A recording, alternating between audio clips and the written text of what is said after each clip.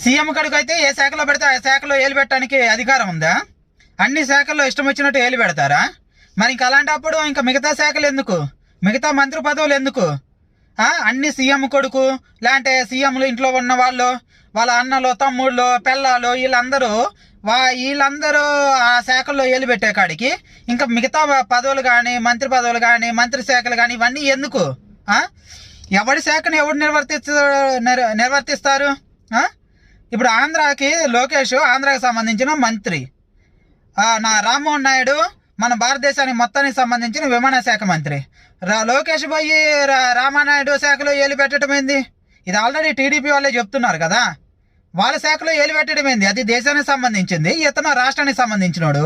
అంటే సీఎం కొడుకు అయితే అన్ని శాఖలు ఏలు పెట్టి కలకొచ్చా? సీఎం ఏదైనా మాట్లాడిండు, అతను ఏదైనా రివ్యూలు చేసిండంటే అది వేరు. సీఎం కొడుకు ఆడుంది అధికారం.